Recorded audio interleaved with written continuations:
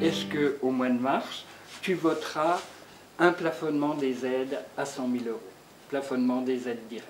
Si on est capable aujourd'hui de plafonner les aides, ça permet au niveau de l'Europe de récupérer par an plus de 5 milliards d'euros à redistribuer. Ça permet donc, de manière très concrète, de financer soit les petites fermes, soit de renforcer le soutien à ceux qui se convertissent vers l'agriculture biologique, soutenir le développement rural, soutenir par exemple des abattoirs de proximité qui permettent aux éleveurs de pouvoir transformer, etc. etc. Donc avec ces premières idées, plafonnement, on peut redonner une cohérence au message qui était de dire les aides directes sont aujourd'hui théoriquement des aides au soutien aux revenus.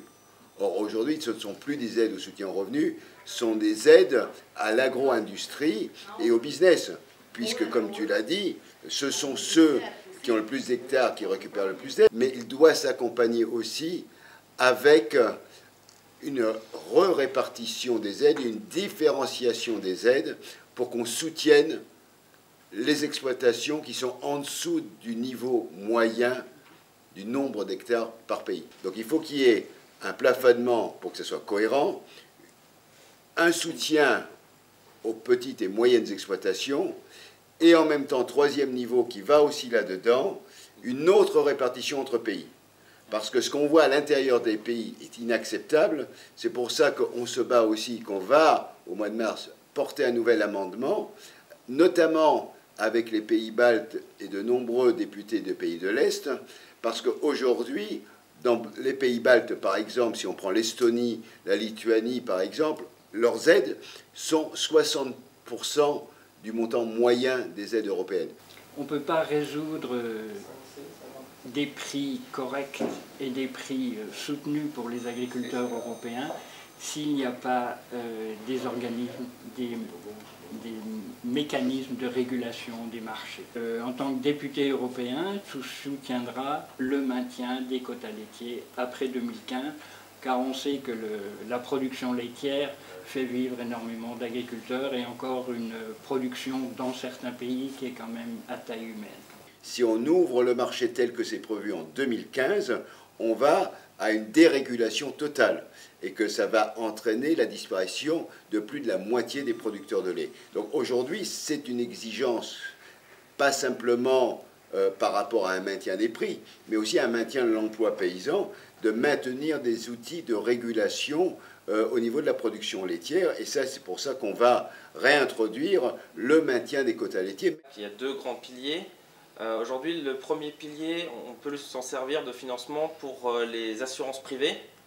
La commission agriculture souhaiterait que le second pilier, qui est plus destiné au développement rural, puisse servir également au financement de ces assurances. Est-ce que tu voteras contre ce principe de financement des assurances privées par l'argent du contribuable? Moi, je pense que là, on est dans le scandale total. C'est-à-dire qu'aujourd'hui, on a une espèce de raquette. C'est-à-dire que, en gros, ceux qui font du fric, le jour où il y a une baisse du prix des céréales, par exemple, alors qu'ils ont le maximum d'aide, ils pourraient faire activer une assurance revenu en disant les cours ont chuté, il faut qu'on soit compensé sur la différence. C'est indécent. C'est un véritable scandale que l'argent public, l'argent des contribuables européens qui, eux, aujourd'hui, sont dans une situation de plus en plus difficile, où les gens ont de plus en plus difficiles pour vivre, certains sont de plus en plus au chômage, la pauvreté augmente, et on va donner de l'argent public à des assurances privées pour garantir des revenus ou couvrir des risques. C'est quelque chose qui est évidemment, à mon avis, complètement intolérable. En tout état de cause, si cette mesure est un jour mise en œuvre, il faudra que les citoyens européens attaquent les institutions européennes pour dire très clairement, nos impôts ne servent pas à, comme ça, financer des assurances privées. J'ai vu que Comagri a voté que le greening va être volontaire. On est dans une situation absurde. Tout le monde reconnaît qu'il faut lutter contre le réchauffement climatique. Tout le monde reconnaît que l'eau est polluée, oui, qu'on est dans une situation catastrophique au niveau des sols. Bref, la situation est mauvaise. La biodiversité recule, qu'elle soit cultivée ou naturelles, elles reculent. Donc il faut effectivement mettre en place des mesures claires. Et c'était la raison du greening, c'était la raison de prendre des mesures concrètes. Mais il y a une autre raison aussi, qui était aussi une raison économique. Des études ont été publiées en France montrant qu'en 5 ans, on pouvait diviser par 2 les importations si on mettait en place la rotation des cultures. En même temps, ça diminue de manière très forte l'utilisation d'engrais, puisque les protéines végétales permettent de capter aussi l'azote de l'air, et donc on est complètement sur un autre modèle agronomique. Donc ne pas mettre en place ces mesures de rotation, c'est complètement suicidaire, collectivement, pour l'environnement, mais aussi pour le paysan, parce que ça lui permet de gagner de l'argent en achetant plus ou en achetant moins d'engrais. Donc tout le monde est gagnant, donc il faut absolument voter au mois de mars pour cette rotation des cultures.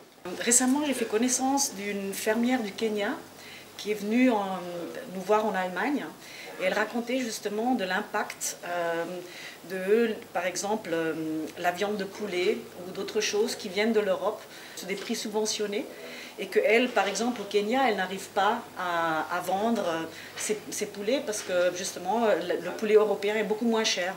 Et ça, c'est parce que l'Europe soutient les subventions de l'export. Et je sais que ça va être aussi un sujet dans la réforme de la PAC. Et je voulais te demander, est-ce que toi, tu vas voter pour l'élimination des subventions de l'export? Je me suis battu à côté des paysans du Cameroun pour faire arrêter les exportations de poulets congelés dans leur pays, qui avaient éliminé à un moment, de manière définitive, les producteurs. Grâce à une mobilisation dans leur propre pays, ils sont arrivés, par une campagne nationale, mais aussi internationale, à faire arrêter ces importations. Mais aujourd'hui, alors que la pression est de plus en plus forte pour dire que ces subventions sont indécentes, inacceptables, dans le texte qui a été proposé au vote et qui a été adopté, il est marqué que les subventions et les exportations sont toujours possibles en cas de crise. Oui. C'est-à-dire que... Il y a toujours des crises. Il y a toujours une crise sur une production ou une autre. Donc même s'il n'y a pas une ligne budgétaire qui est mise en face, ça veut dire qu'on se garde la possibilité de pouvoir utiliser cet outil. Et donc on va essayer de faire en sorte d'obtenir une majorité au Parlement européen pour que cette ligne soit supprimée. Quels sont les plus grands défis que toi tu vois jusqu'à la vote le 12 mars? Moi je crois qu'il va y avoir énormément de pression. Est-ce qu'on va gagner? Écoute, j'ai horreur de perdre. Très bien. Donc on est obligé qu'on gagne. Oui. Hein? Il faut interpeller tous les ministres, les coincer, pour les obliger à assumer des responsabilités face à leurs citoyens. Donc ça, je crois que c'est une raison. Donc, premier groupe, c'est les ministres. Okay. Deuxième groupe, ça va être les députés. Et là aussi, ça va être compliqué, les députés. Troisième groupe, les groupes de pression agro-industrielle. Oui. Là, on a des énormes groupes au niveau européen, mais on a tous les industriels, de l'agrochimie, de l'agro-industrie, du feed, tous ces gens-là. Bon, évidemment, ils font leur business sur le modèle agro-industriel. Donc, ils n'ont pas envie de le bouger. Donc, il va falloir, là aussi, contrecarrer et se mobiliser contre ces firmes qui vont essayer de dénigrer le travail des citoyens européens. Et en tout cas, ce qu'il faudra, c'est qu'à la fin de cette campagne, après ce vote en plénière, les votes soient publics et on va demander qu'il y ait des votes où chacun sera nominativement marqué et que ces votes soient ensuite publiés pour que chaque citoyen puisse savoir ce que son député a voté. À quoi ça sert la PAC? Quels impacts ça a sur la vie de chaque citoyen? Il y a à la fois une question de sécurité, elle continue cette question de sécurité, une question de qualité. C'est pour ça qu'il faut véritablement une diversification de la production avec des règles de production sanitaire claires, une question de protection de l'environnement pour protéger vers les générations futures, et une question de régulation des productions et d'harmonisation des aides pour permettre de créer de l'emploi. Parce que là aussi, c'est un sujet qu'on n'a pas abordé, mais l'agriculture aujourd'hui, alors qu'il y a de plus en plus de jeunes qui sont au chômage, peut être un lieu de création d'emplois. Plus d'1 million d'emplois pourraient être créés dans l'agriculture aujourd'hui.